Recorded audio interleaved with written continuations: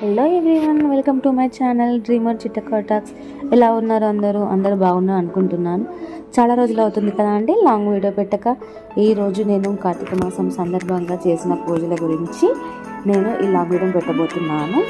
First వచ్చేసి morning లేవగానే అన్ని శుద్ధి చేసేసుకొని ఇల్లు శుద్ధి చేసుకొని మా అత్తయ్య నేను మార్నింగ్ 4:35కి ఇలా దీపారాధన చేసామనండి. మేము ఎలా చేసుకున్నామో చూసేయండి. ఏదో అలా మాకు దోచిన విధంగా ఒక 9 పిండి ప్రమిదలు, ఒక 5 ఉసిరికాయలు మరియు 365 వత్తులతో ఇలా మా ఇంట్లో ఉన్న చెట్లు, మా ఇంటి పరిసరాల్లో ఉన్న చెట్లకు వచ్చిన పూలతోని మేము ఇలా కొంచెం సింపుల్గా చుట్టూ దీపాలు చుట్టూ పెట్టుకొని ఇలా చిన్నగా పూజ చేసుకున్నామండి. మా అత్తయ్య, నేను, నాతో పాటు మా హస్బెండ్, మా బాబు, ముగ్గురం అందరం కలిసి, మేము ముగ్గురము మా అత్తయ్య కొంటాను కలిసి అందరం కలిసి ఇలా పూజ చేసుకున్నాము. ఇవి వచ్చేసి నేను చాలా రోజులు అనుకుంటున్నాను. యాక్చువల్గా ఒకటి మీకు చెబుదాం అనుకుంటున్నాను నేను ఈ వీడియోలో. నాకు కాలేజీలో ఉన్నప్పుడు ఈ కార్తీక మాసంలో కార్తీక పౌర్ణమికి ఇలా దీపాలను ముట్టించాలి, 365 దీపాలను ముట్టించాలని నా క్లోజ్ ఫ్రెండ్ నాకు అలవాటు చేసింది. అలవాటు అంటే నాతో మొదటిసారిగా తను ఒక టెంపుల్కి తీసుకెళ్ళి ఇలా ముట్టించేసింది. అప్పటి నుంచి నాకు అలవాటు అయిపోయింది. ఎవ్రీ ఇయర్ నేను ఖచ్చితంగా కార్తీక పౌర్ణమి రోజు ఇలా దీపాలు ముట్టిస్తూ ఉంటానండి. అంటే ముందు దీపాలు ఎలా ముట్టించేదాన్ని అంటే నాకు తోచిన విధంగా ముట్టించేదాన్ని. ఇలా పెళ్ళైనప్పటి నుంచి వెళ్ళి ఇలా ఉసిరి దీపాలు అని, పిండి ప్రమిదలు అని ఇలా చేస్తూ నాకు తోచిన విధంగా ఇలా ముట్టించుకుంటాను. మా ఇంట్లో తులసి చెట్టు ఒక చోట మరియు ఉసిరి చెట్టు ఒక చోట ఉంటుంది. కానీ మా ఉసిరి చెట్టు ఉన్న చోట మేము తులసి మొక్కను నాటాము. అది బాగా పెద్దగా అయిపోయింది. సో రెండు ఒక చోట ఉంటాయి కదా అని ఇలా మేము ఉసిరి చెట్టు ఉన్న దగ్గర ఇలా మా దీపాలను పెట్టుకొని ఇలా పూజిస్తూ ఉంటాము మేము. ఆ శివయ్య మాకెప్పుడు మా సన్నిధిలో ఉండి మా అండదండ చూస్తూ ఉండాలని ఎప్పుడూ అనుకుంటూ ఉంటాను. మొత్తానికి దీపాలు చేసేసి హారతి ఇచ్చేసాము.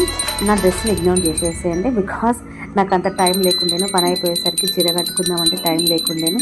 అందుకే నేను అంతగా ఫోటోలు ఏం తీయలేదు, వీడియోస్ కూడా తీయలేదు. నన్ను కనబడకుండా తీయమని చెప్తే మా ఆయన ఇలా తీశారు.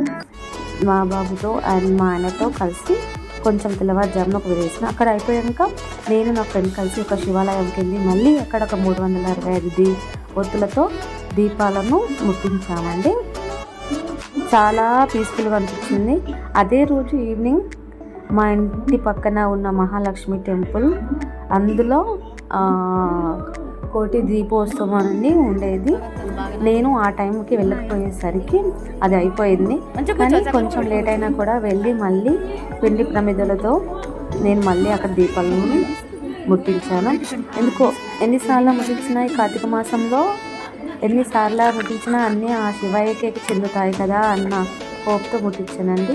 ఎప్పుడు నా వీడియోలో మీకు ఎక్కువగా టెంపుల్ వీడియోస్ కనబడతాయి కదా, అందులో ఒక మహాలక్ష్మీదేవి విగ్రహం ఉంటుంది. మా పక్కన ఉంటుంది మహాలక్ష్మి టెంపుల్. దాంట్లో మహాలక్ష్మి అమ్మవారు, లక్ష్మీ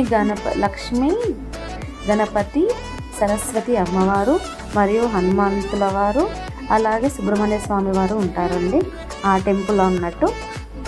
ఇలా డెకరేషన్ చేశారు. నేను చెప్పాను కదా కోటి దీపోత్సవం అని, ఇలా డెకరేషన్ చేశారు అందరూ.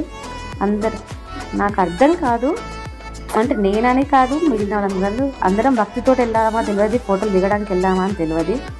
ఎందుకంటే ఇప్పుడున్న జనరేషన్లో ఈ జనరేషన్ పిల్లలకనంటే ఆంటీలే ఎక్కువ ఫోటోలు దిగుతున్నారని నాకు అనిపించింది. అఫ్కోర్స్ అందరం దిగుతాం అనుకోండి, కానీ ఎందుకో నాకు అక్కడ చూడగానే ఏంట్రా బాబు, మనకంటే ఆంటీలే ఎక్కువ ఫోటోలు దిగుతున్నారే అని అనుకున్నాను. కానీ పర్లేదు, వాళ్ళు కూడా ఈ ఏజ్లో ఇలా ఎంజాయ్ చేస్తున్నారంటే బాగా అనిపించింది. ఎవరైతే భక్తి శ్రద్ధలతో శివయ్యని ఎప్పుడూ పూజిస్తూ ఎప్పుడూ ఆరాధిస్తూ ఉంటే ఆయన మనకు ఎల్లప్పుడూ తోడుగా ఉంటాడని ఒక నమ్మకంతో నేను ఆరాధిస్తూ ఉంటాను. ఈ కార్తీక మాసం ఏంటో తెలియదు కానీ నాకు ప్రత్యేకంగా 3 సోమవారాలు కలిసే విధంగా నేను ఆ శివయ్యకి అభిషేకం చేశాను. అలాగే మరియు ఈ 3 సోమవారాలతో పాటు మా ఇంటి దగ్గరలో ఒక ఫేమస్ అయిన శివుని టెంపుల్ ఉందంటే అక్కడికి వెళ్ళి కూడా అభిషేకం చేసి వచ్చాను.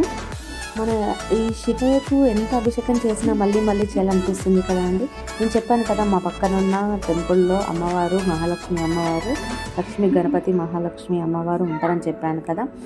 చివరగా టెంపుల్లో అన్నీ పూర్తి అయ్యాక దీపాలను వెలిగించేశాక అమ్మవారికి హారతి ఇలా ఇచ్చేసారు. అమ్మవారిని చూసారా ఎంత కళగా ఉందో, ఎంత చూస్తున్న కొద్దీ చూడాలనిపించే అంత అందంగా ఉంటుందండి. చాలా బాగా ఉంటుంది. అమ్మవారి యొక్క ప్రతి వీడియోస్, ప్రతి శుక్రవారము పూజ వీడియోస్ నా షార్ట్స్లో ఉంటాయి. ఎవరైనా చూడకపోతే చూసేయండి. అమ్మవారి గుళ్ళో కనుక అప్డేట్స్ మీకు కావాలి అనుకుంటే, ఏ పూజ జరుగుతుందో మీకు కావాలి అనుకుంటే నా ఈ వీడియోని లైక్ చేయండి, షేర్ చేయండి. ఇలాంటి వీడియోల కోసం నా ఈ ఛానల్ని తప్పకుండా సబ్స్క్రైబ్ చేసి నన్ను సపోర్ట్ చేస్తారని అనుకుంటున్నాను. నా వీడియోలో ఇలా పూజకి సంబంధించినవి devotional videos, travel videos and మంచి మంచి షాపింగ్ వీడియోస్ కూడా నా ఛానల్లో వస్తాయి.